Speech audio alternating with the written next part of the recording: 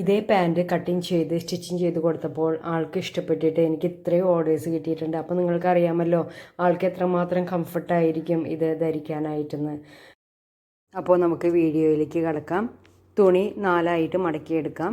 ഇതുപോലെ മടക്കിയെടുത്തതിന് ശേഷം മുകൾ ഭാഗത്തു നിന്ന് താഴേക്ക് 2 ഇഞ്ച് മാർക്കിങ് ചെയ്ത് ഒന്ന് ലൈൻ വരച്ചു കൊടുക്കാം.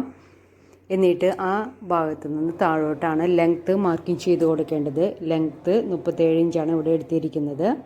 മുകൾ ഭാഗത്ത് 13 ഇഞ്ച് ഇതുപോലെ മാർക്കിങ് ചെയ്ത് കൊടുക്കാം. അവിടെ നിന്ന് താഴോട്ട് 16 ഇഞ്ച് ഇതുപോലെ ഒന്ന് മാർക്കിങ് ചെയ്യാം. മാർക്കിങ് ചെയ്ത ആ ഭാഗത്ത് 17 ഇഞ്ച് മാർക്കിങ് ചെയ്ത് കൊടുക്കാം. എന്നിട്ട് 13 ഇഞ്ചും ഈ 17 ഇഞ്ചും തമ്മിൽ നമുക്ക് ജോയിൻ ചെയ്തു. ഇനി താഴെ ഭാഗത്ത് ബോട്ടം റൗണ്ട് മാർക്കിങ് ചെയ്ത് കൊടുക്കാം. ബോട്ടം റൗണ്ട് 7 ഇഞ്ചാണ് എടുത്തിരിക്കുന്നത്. അതവിടെ മാർക്കിങ് ചെയ്ത് കൊടുക്കാം. ആ ഭാഗത്ത് നിന്ന് മുകളിലോട്ട് 13 ഇഞ്ച് മാർക്കിങ് ചെയ്ത് ആ ഭാഗത്തേക്ക് ജോയിൻ ചെയ്ത് കൊടുത്തു. എന്നിട്ട് 17 ഇഞ്ചിലേക്ക് ഇതുപോലെ ജോയിൻ ചെയ്ത് കട്ടിങ് ചെയ്തെടുക്കാം. ഇതുപോലെ നമുക്ക് കിട്ടും.